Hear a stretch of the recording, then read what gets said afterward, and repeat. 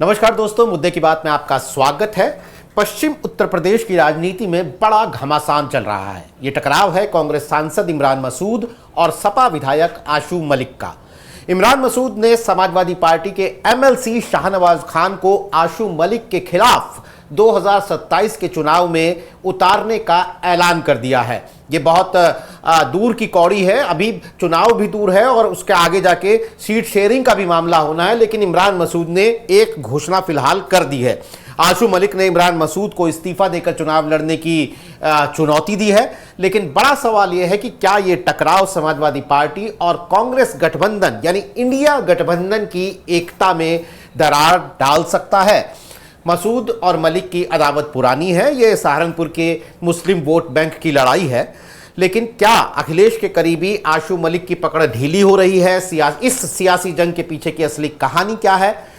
इस चर्चा में दोस्तों हम मुस्लिम नेतृत्व की ये जो अंदरूनी लड़ाई है, क्षेत्रीय वर्चस्व की ये जो जंग है और यूपी की सियासत के जो बदलते समीकरण हैं, इन सभी को समझने की कोशिश करेंगे वरिष्ठ पत्रकार और राजनीतिक विश्लेषक आस मोहम्मद के साथ। लेकिन उससे पहले आप देखिए ये वीडियो जिसमें इमरान मसूद आशू मलिक पर भड़कते हुए एक कैंसर हेल्थ कैंप के लिए सीएमओ को डांट रहे हैं, और दूसरा वो जिसमें आशू मलिक मसूद पर पलटवार कर रहे हैं। देखिए।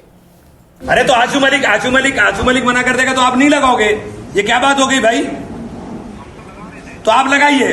कब लगाओगे आप कैंप यहाँ पे? ये क्या बात हो गई? आशू मलिक ने मना कर दिया साहब। अगर हमसे पंगा लेंगे तो हम नंगा भी कर देंगे उसको। सबसे ज्यादा जो हमें लगता है, सबसे ज्यादा डर हम ही से है, और हमें ऐसा लगता है कि रात को सपने में भी उसके हम ही आ रहे हैं, और रात को वो नाम जब किसी का लेता है तो नाम भी हमारा उसकी जबान से निकल रहा है बार बार। आस मोहम्मद, अभी हमारे दर्शकों ने देखा किस तरीके से, ऐसे तो शायद अपोजिट पार्टियों के नेता क्या कहिए, मुझे लगता है कि दुश्मन भी नहीं लड़ते हैं, जिस तरह से एक दूसरे पर भड़क रहे थे अलग अलग वीडियो में इमरान मसूद और आशू मलिक।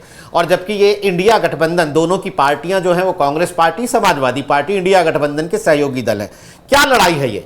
अगर एक आम आदमी को, एक आम दर्शक को समझनी हो तो ये क्या लड़ाई है और इसका क्या पॉलिटिकल इंप्लीकेशन है?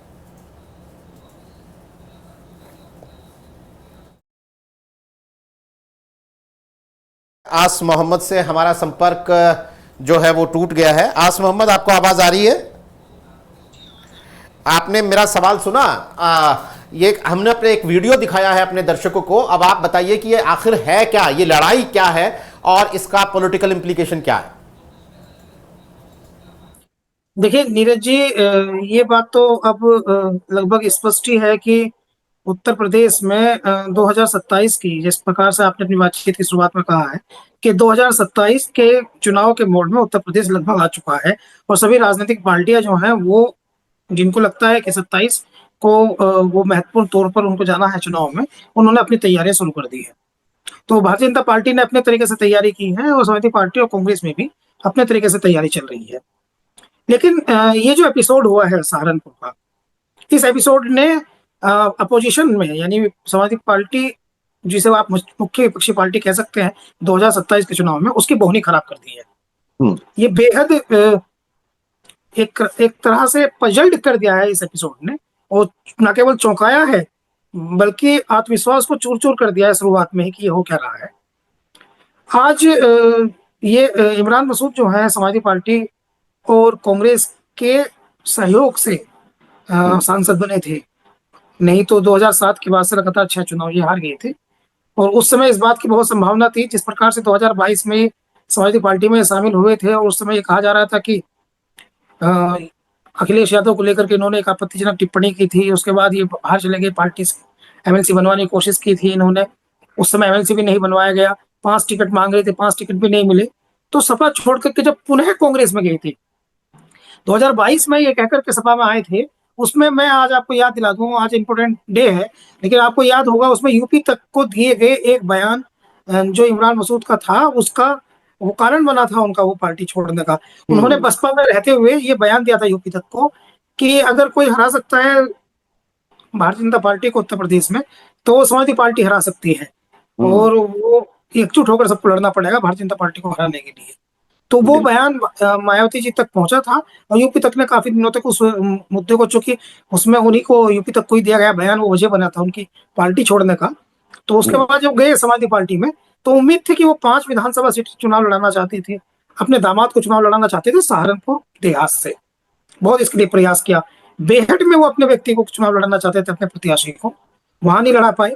गंगोह में वो अपने भाई को चुनाव लड़ाना चाहते थे, उनको नहीं लड़ा पाए। नकुड़ में वो खुद चुनाव लड़ना चाहते थे, लेकिन धर्म सिंह सैनी वहां चुनाव लड़े।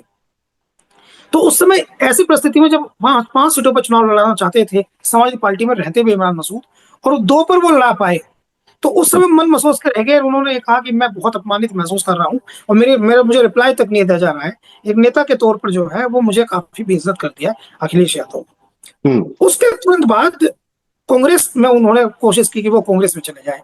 ये स्टोरी है और इसमें यूपी तक का भी एक मेन कैरेक्टर है, इसलिए मैं बता रहा हूँ। उसके बाद उन्होंने कहा कि किसी तरह मुझे कांग्रेस में एंट्री मिल जाए। और प्रियंका गांधी उस समय उनसे बहुत नाराज थी, इतनी नाराज थी कि बहुत उनके प्रयास करने के बावजूद, ये पॉलिटिकल बात है कि उनके बहुत प्रयास करने के बावजूद उनसे वो बात करने के लिए राजी नहीं हुई। फिर उन्होंने, कांग्रेस के एक नेता हैं जो जिनकी पत्नी एक न्यूज चैनल चलाती है, राजीव शुक्ला, तो उनके माध्यम से उन्होंने वहां अंदर जाने की कोशिश की और जितना वो अधिक प्रयास कर सकते थे। वहां नाराजगी बहुत थी, लेकिन वो किस तरह गए। वहां उन्होंने माफी मांगी। एक मीटिंग थी जिसमें राहुल गांधी और प्रियंका गांधी ने उत्तर प्रदेश के कांग्रेस के तमाम बड़े मुसलमान नेताओं को बुलाया था अपने पास में। वहां खड़े होकर के इमरान मसूद ने कहा कि वो ये वादा कर रहे हैं कि अब या तो कांग्रेस में रहेंगे और या फिर कब्र में जाएंगे, और कब्र में जाने तक वो कांग्रेस के अलावा कहीं नहीं जाएंगे। तो वहां पर देश के एक बहुत बड़े नेता ने उनसे ये कहा कि हम तो तुम्हें पहले ही कह रहे थे कि जब तुम पार्टी छोड़ के जा रहे थे कि तुम मत जाओ, तुम कब्र में जा रहे हो, लेकिन तुमने हमारी बात नहीं मानी। इमरान मसूद ने अपनी वफादारी साबित करने के लिए बहुत कुछ किया और 2024 में, ये सबसे इंपॉर्टेंट बात है, 2024 में फिर समाजवादी पार्टी अड़ गई कि इनको नहीं लड़ाएंगे लोकसभा। कांग्रेस अगर सहारनपुर लोकसभा सीट चाहती है कि किसी को दी जाए तो किसी को हम दे सकते हैं, समाजवादी पार्टी दे सकती है कांग्रेस को, लेकिन शर्त यह है कि वो कोई पिछड़ी जाति का मुसलमान वहां लड़ा ले। जैसे मुजफ्फर अली गुजर का नाम आया जो उस समय वहां जिलाध्यक्ष थे, कि किसी पिछड़ी जाति के मुसलमान को वहां लड़ा ले, लेकिन इनको नहीं हम लड़ाएंगे। और उस समय वो ऐसी परिस्थिति थी, इमरान मसूद को लगा कि भाई मेरी पूरी तपस्या जो है, वो मेरी जो संघर्ष है, वो उसका इस प्रकार संघर्ष के खत्म होने का समय है और समाजवादी पार्टी अब जो है वो मुझे किसी प्रकार से लड़ने नहीं देगी, क्योंकि मैंने जो कहा है वो अखिलेश यादव दिल पर ले गए हैं, कुछ भी इशू है। तो उन्होंने किसी तरह से समाजवादी पार्टी में अपने सोर्सेज का इस्तेमाल किया, जिसमें उदयवीर सिंह है जो उनके पुराने साथी मित्र हैं, संजय लाठर है जो उनके पुराने साथी हैं, मित्र हैं, और आशू मलिक को भी उस समय उन्होंने बनाने की कोशिश की। और अखिलेश यादव तक उन्होंने संदेश भिजवाया कि अपनी पुरानी गलतियां, कमियां जो रही है उसको नजरअंदाज करके वो अनुशासित भाव से समाजवादी पार्टी उनका विरोध न करे, उन्हीं को चुनाव लड़ा ले। इस तरह से इतनी कवायद के बाद, इतने कठिन समय आने के बाद इमरान मसूद चुनाव लड़े सहारनपुर से। और उस समय राजपूतों की नाराजगी थी, तो राजपूत वोट इनको मिल गया। फिर इंडिया गठबंधन का एक प्रकार की लहर थी, ये चुनाव जीत गए बहुत मेहनत करने के बाद। लेकिन जैसे ये चुनाव जीते नीरज जी, उसके बाद इनका रंग बदल गया। और अब इतना रंग बदल गया नीरज जी कि समाजवादी पार्टी के एमएलसी को ये समाजवादी पार्टी के विधायक से सीट से लड़ाने का ऐलान कर रहे हैं। भरपूर कॉन्फिडेंस इनका हाई है, प्रबल आत्मविश्वास है नीरज जी। नहीं, बिल्कुल, मैं ये सवाल आपसे करने किया है। जो ये पूरा सिलसिला है, जो वीडियो हमने दिखाया, इन वीडियोस के बीच में एक और वीडियो है जिसमें ये ऐलान कर रहे हैं इमरान मसूद कि मैं शाहनवाज खान को चुनाव लड़वाऊंगा सहारनपुर से, जिसको जो करना है कर ले। शाहनवाज खान जो है वो समाजवादी पार्टी के एमएलसी हैं, तो वो समाजवादी पार्टी के नेता को समाजवादी पार्टी के नेता के खिलाफ पिच कर रहे हैं, ये कैसे? यही तो महत्वपूर्ण सवाल है। यही तो पत्रकारों को और राजनीतिज्ञ जो हैं वो ये आश्चर्यजनक उनके लिए है कि ये तो रेयर केस है, ये तो रेयर केस है। इस तरह का मामला जो है वो पहले हमने राजनीति में कम ही देखा है। लेकिन इससे ये भी पता चलता है, देखिए मैं इसको शाहनवाज खान जो है एमएलसी हैं और समाजवादी पार्टी के प्रत्याशी हैं, तो समाजवादी पार्टी के जो जिनको प्रत्याशी बनाने की बात कर रहे हैं उनको भी हमें समझना पड़ेगा। शाहनवाज खान जो है वो उनको आजम खान ने सिफारिश करके एमएलसी बनवाया था। उनके पारिवारिक संबंध, आजम खान के पारिवारिक संबंध उनसे बहुत मजबूत थी और उनका खुद की पॉलिटिकल हैसियत ये है कि अगर वो सभासद का चुनाव लड़े तो बड़ा कठिन होगा उनके लिए जीतना। हालांकि उनके पिता जो है वो जरूर सहारनपुर देहात से और चुनाव लड़ने के लिए लंबे समय से वो प्रयास करते रहे। एक बार चुनाव लड़ी भी उन्होंने, और उनके पिता की जरूर एक अच्छी समाज में इज्जत है। हालांकि वो कुछ समय से उन पे वक्फ बोर्ड की जमीनों को लेकर के अब कुछ तरह के आरोप लग रहे हैं। मुझे नहीं पता उनमें कोई सच्चाई या नहीं है, लेकिन वो आरोप आज प्रेस कॉन्फ्रेंस में भी लगाए गए हैं। तो शाहनवाज खान जो है वो उनके आजम का साहब से नाराजगी है। ऐसे इस तरह की खबरें हैं कि शाहनवाज खान साहब की आजम का साहब से बिगड़ गई है। तो चूंकि उनकी आजम का साहब से बिगड़ गई है, तो इस बात की संभावना है कि वो अब उनकी सिफारिश करेंगे नहीं, और समाजवादी पार्टी में आशू मलिक सहारनपुर देहात से उनको लड़ने देंगे नहीं। तो राजनीतिक तौर पर अगर हम देखें तो शाहनवाज खान के पास इमरान मसूद के दरवाजे के अलावा, इमरान मसूद के दरबार में हाजिरी लगाने के अलावा कोई विकल्प नहीं बचा है। तो उन्हें लगता है कि अगर वो पॉलिटिकल कैरियर आगे अपना, क्योंकि आजम खान उनके संरक्षक थे और आजम खान ने अपना हाथ उनके सर से हटा लिया है, तो उन्हें लगता है कि इमरान मसूदी एकमात्र ऐसे नेता हैं जिनके नजदीक वो रहेंगे तो उनका पॉलिटिकल कैरियर, क्योंकि अभी कम उम्र है शाहनवाज खान की, लगभग 35 साल के आसपास है, कि पॉलिटिकल कैरियर जो है उनका इमरान मसूद आगे बढ़ाने में मदद करेंगे, इसलिए वो इमरान मसूद के नजदीक है। और इमरान मसूद जो है उनके 3-4 रीजन है। पहला तो महत्वपूर्ण रीजन तो ये है कि 2022 में उन्हें ऐसा लगता है कि समाजवादी पार्टी में उनका अपमान हुआ था, और अब वो कंफर्ट जोन में है। इमरान मसूद खुद को मजबूत महसूस कर रहे हैं, और कांग्रेस पार्टी में उनका कद भी बढ़ गया है। विभिन्न प्रेस कॉन्फ्रेंसेस में जाते हैं, कभी कर्नाटक जाते हैं, तेलंगाना जाते हैं, देश भर में घूम रहे हैं, मीडिया हाइप मिल रही है, सदन में बोलते रहते हैं, वक्फ बोर्ड में बोलने के लिए उनको चुना गया। तो चूंकि उनका कद बढ़ गया है, तो उनके अंदर थोड़ा आत्मविश्वास उनका अधिक हो गया है। उसी आत्मविश्वास को अधिक होने के लिए वो ये कहना चाहते हैं कि सहारनपुर में जो 7 सीटें विधानसभा की हैं, कांग्रेस पार्टी उस 7 की 7 सीटों पर मुझे टिकट तय करने दे, मैं 7 के लोगों को जिता करके भेजूंगा। और गठबंधन यहाँ तक उन्होंने कहा, इससे पहले ये तो एक ही बयान है, इससे पहले 2 बयान और भी आए हैं, इस पे एक दिन हमने चर्चा भी की थी, संभवतः यूपी तक भी बातचीत हुई थी। एक बयान में उन्होंने ये कहा था कि अखिलेश जो है वो अखिलेश जी अलग लड़के देख लें, एक प्रकार का तंज किया था। उन्होंने कहा था कि 1780 का फॉर्मूला नहीं चलेगा, जो जैसा लोकसभा में चला था वो फॉर्मूला नहीं चलेगा, विधानसभा में हम ज्यादा सीटें मांगेंगे, उनका ये कहना था। हाँ, तो अभी 2 नेताओं को लेकर के समाजवादी पार्टी जो है वो बिल्कुल असहज है, बहुत वो अनकंफर्टेबल फील कर रही है। एक है अजय राय, दूसरे हैं इमरान मसूद। अजय राय में थोड़ा सा ये है कि अजय राय जो है वो थोड़ा सा बैक गियर भी लगा लेते हैं, लेकिन इमरान मसूद जिस तरह से बोल रहे हैं उसका पॉलिटिकल जो प्रभाव है वो सिर्फ सहारनपुर की राजनीति तक नहीं है, वो राष्ट्रीय स्तर पर कांग्रेस और समाजवादी पार्टी की राजनीति को प्रभावित कर रहा है। नीरज जी, मेरा यही अगला सवाल था कि क्या इमरान मसूद जिस तरीके से लगातार वो बात करते हैं, मतलब समाजवादी पार्टी वर्सेस कांग्रेस की जब हम बात करते हैं तो इमरान मसूद कांग्रेस की तरफ से सबसे पहले चेहरा दिमाग में उभरता है, और दूसरा आपने सही कहा अजय राय का।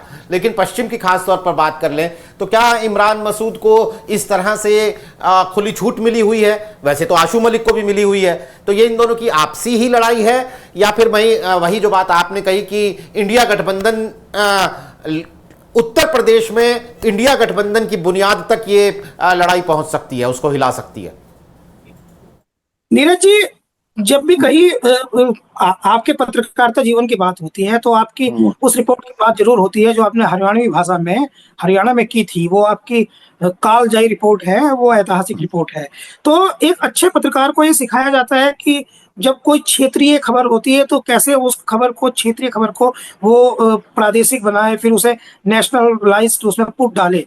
तो अगर हम इस दृष्टिकोण से समझें तो ये बात एक शहर की लग जरूर रही है, एक विधानसभा सीट की या एक जनपद के वर्चस्व की लग जरूर रही है, लेकिन इसके निहितार्थ बहुत बड़े हैं। इसके निहितार्थ इतने बड़े हैं कि ये उत्तर प्रदेश में समाजवादी पार्टी और कांग्रेस की 2027 में गठबंधन रह सकता है या नहीं रह सकता है, या नियतों में फेर रह सकता है, या नियत में जो है वो कोई कालापन रह सकता है, उसका बहुत साक्षात प्रमाण देती है।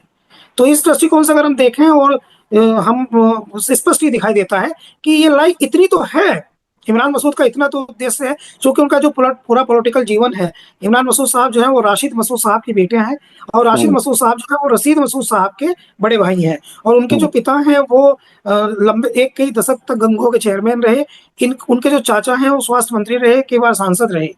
तो पिछले 40 से 50 साल से सहारनपुर की सियासत पर इनका एक छत्र राज है। और जब भी कोई नेता, खासकर मुस्लिम नेता, वो अपनी जगह बनाने की कोशिश करता है सहारनपुर की सियासत में, तो हमने देखा है कि वो मसूद परिवार जो है वो पूरी ताकत से उस नेता को उभरता हुआ देख करके पूरी ताकत लगा देता है और अपने ग्रिप को, अपने वर्चस्व को कम नहीं होने देता। ऐसा पहली बार हो रहा है जब आशू मलिक ने वो उनको थोड़ा सा मजबूत चैलेंज कर दिया है। और मजबूत चैलेंज एक्चुअली आशू मलिक ने नहीं किया है, मैं बहुत स्पष्ट कर दूं।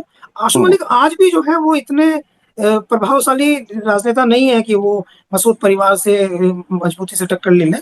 आज जो कारण है वो ये है कि अखिलेश यादव जो समाजवादी पार्टी के राष्ट्रीय अध्यक्ष हैं, उनका हाथ आशू मलिक के कंधों पर है।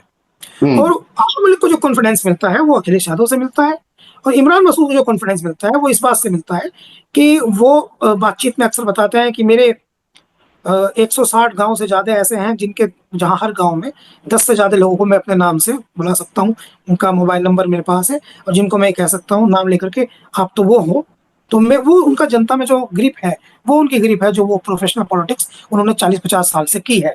तो इस दृष्टिकोण से हम देखें तो ये क्षेत्रीय वर्चस्वता की लड़ाई है, ये क्षेत्रीय वर्चस्वता की लड़ाई तो है, लेकिन इस क्षेत्रीय वर्चस्वता की लड़ाई में वो कितना नुकसान अपने गठबंधन का कर रहे हैं वो एज ए पत्रकार हमें और आपको दिखाई भी देता है।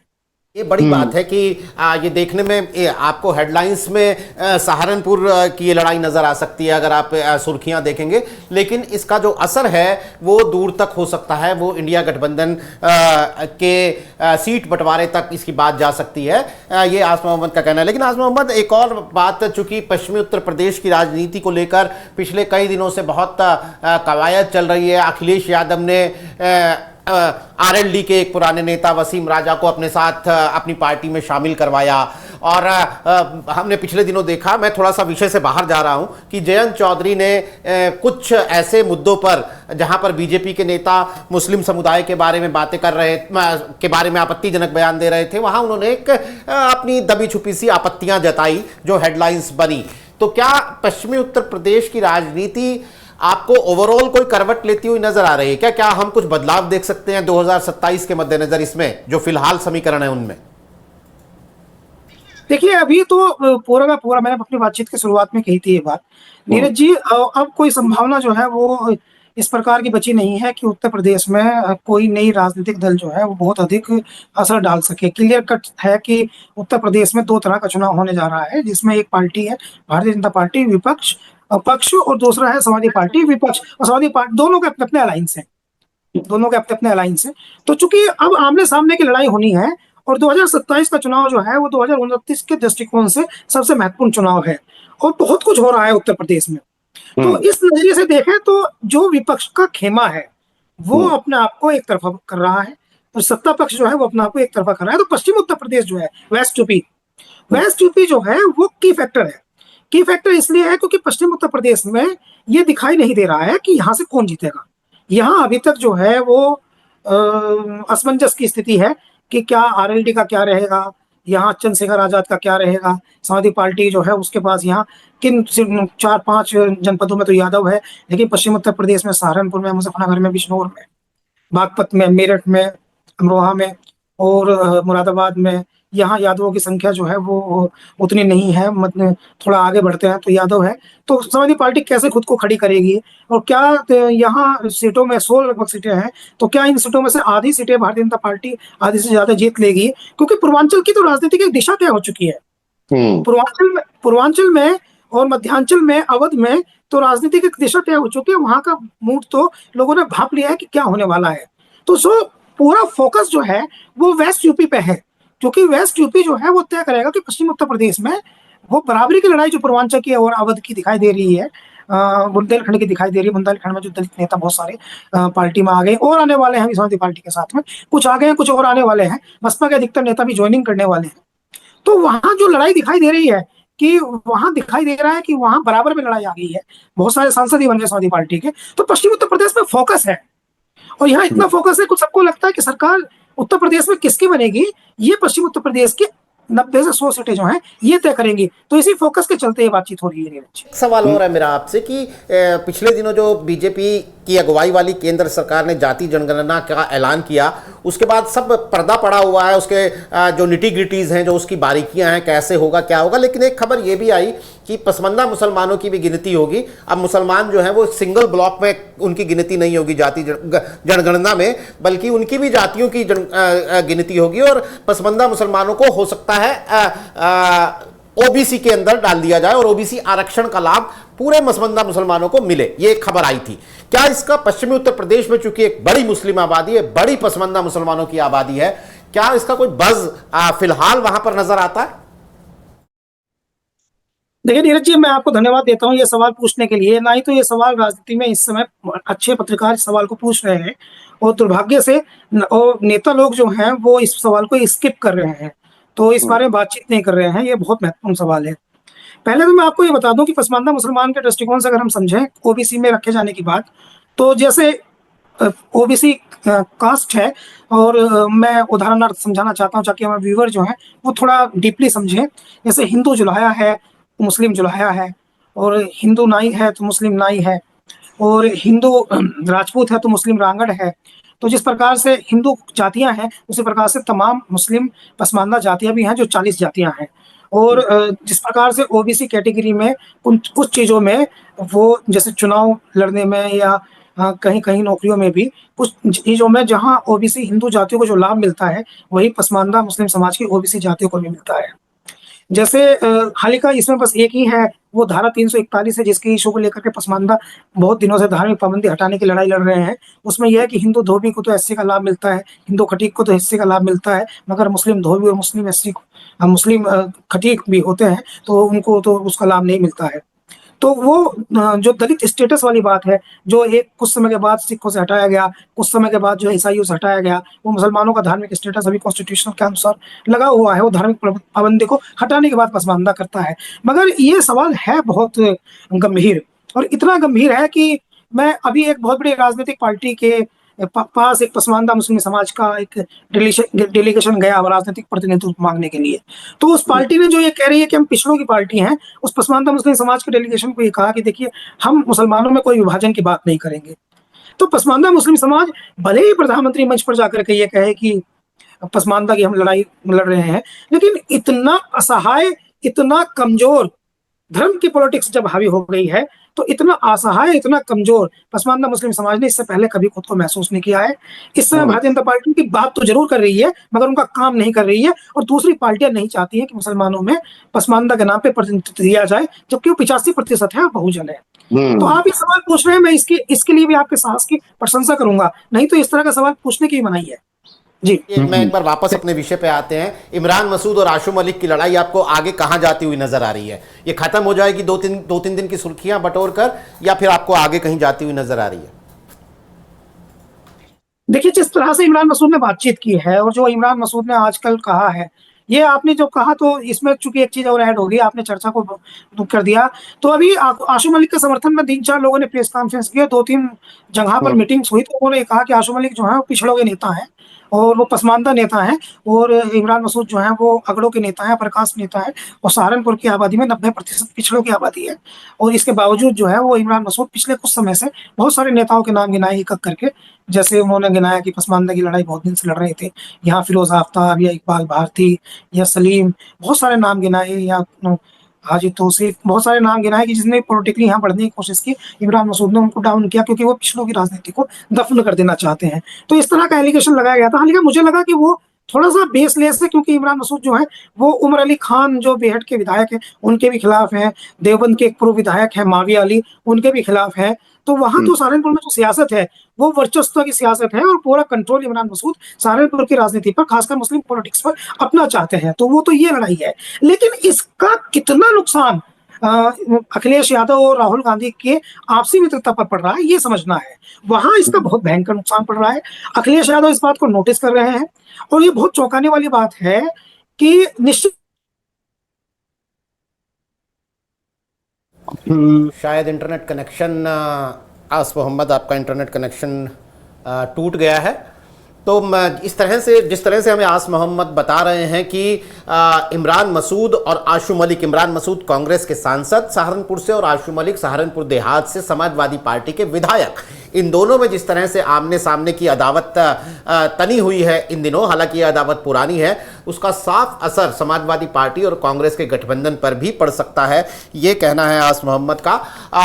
कुल मिलाकर पश्चिमी उत्तर प्रदेश के एक इलाके से शुरू हुई समाजवादी पार्टी और कांग्रेस पार्टी के दो नेताओं की तनातनी, बल्कि कहें कि उनका दो नेताओं का घमासान, वो एक बड़ी शक्ल अख्तियार करता हुआ न सिर्फ पश्चिमी उत्तर प्रदेश बल्कि उत्तर प्रदेश के और इलाकों में भी विपक्ष की एकता में दरार डाल सकता है, ऐसा कुछ लोगों का कहना है। हालांकि आगे हमें देखना होगा कि क्या ये दोनों पार्टियां, क्या अखिलेश यादव और राहुल गांधी के स्तर पर अपने इन नेताओं को पर कुछ लगाम कसी जाती है और सहारनपुर की ये जो पॉलिटिक्स है ये आगे क्या शक्ल अख्तियार करती है। लेकिन फिलहाल इमरान मसूद ने एक बार फिर ये इशारा कर दिया है कि वो सिर्फ इंडिया गठबंधन की एकता की वजह से सहारनपुर की राजनीति में जो अपना वर्चस्व है उसको नहीं छोड़ेंगे। दिलचस्प होगा आने वाले दिनों में देखना इस पूरी पॉलिटिकल डेवलपमेंट को। आस मोहम्मद हमारे साथ जुड़े थे, इंटरनेट कनेक्शन की वजह से शायद उनकी बात अधूरी रही, लेकिन जी आस मोहम्मद, हाँ बताइए आस मोहम्मद, बताइए। महत्वपूर्ण बात इसमें, चूंकि पूरे बात की एक महत्वपूर्ण बात इसमें और भी है, जो समाजवादी आज चूंकि प्रेस कॉन्फ्रेंस की है समाजवादी पार्टी के लोगों ने, और उसमें उन्होंने ये कहा है कि इमरान मसूद जो को बार बार बयान में ये कहते हैं कि इमरान मसूद जो है वो अपने दम पर सांसद बने हैं, वो किसी के रहमो करम पे सांसद नहीं बने हैं। तो ये काफी गंभीर विषय है कि समाजवादी पार्टी के विधायकों ने प्रेस कॉन्फ्रेंस करके ये कहा है कि इमरान मसूद जो है वो इस्तीफा दे दें और हम भी इस्तीफा दे देते हैं, उसके बाद वो भी चुनाव लड़ लें बिना गठबंधन के, बिना हमारी मदद के, और उसके बाद हम भी चुनाव लड़ लेते हैं, तो समय तय कर देगा कि कौन अधिक बलशाली है। तो ये भी बहुत महत्वपूर्ण है, सबसे महत्वपूर्ण बात यही है। इसी दौरान एक एक्सक्लूसिव बातचीत जो है वो देवबंद के पूर्व विधायक माविया अली ने कही है। माविया अली का ये कहना है कि उन्होंने कहा कि कुछ दिन पहले, ये माविया अली ने कहा है कि कुछ दिन पहले उत्तर प्रदेश के मुख्यमंत्री से इमरान मसूद और शाहनवाज खान जो एमएलसी हैं समाजवादी पार्टी के, इन्होंने एक गोपनीय मुलाकात की है, और उस गोपनीय मुलाकात में इमरान मसूद के खिलाफ एक मुकदमा है जो कोर्ट में चल रहा है कि उस मुकदमे में इनको सजा हो सकती है और इनकी सांसदी जो है नियम अनुसार वो जा सकती है।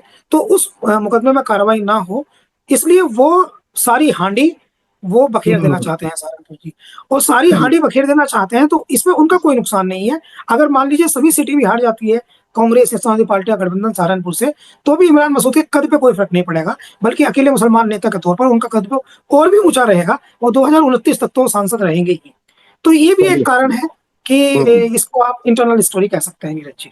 तो देखिए अब इस तरह से खुलकर लड़ाई आमने सामने आई है तो उसमें कयासबाजियां भी होंगी और लोग पर्दे के पीछे की कहानियां भी सुनाएंगे। लेकिन आने वाले दिनों में जैसा मैंने कहा ये पॉलिटिकल डेवलपमेंट क्या शक्ल लेती है उससे कुछ तस्वीर साफ होगी। हमारी इस खबर पर नजर बनी रहेगी। आस मोहम्मद, आज आप कार्यक्रम में आपने शिरकत की, आपका बहुत बहुत शुक्रिया। आगे भी हम आपसे इसकी जानकारी लेते रहेंगे। तमाम दर्शकों का आभार, नमस्कार।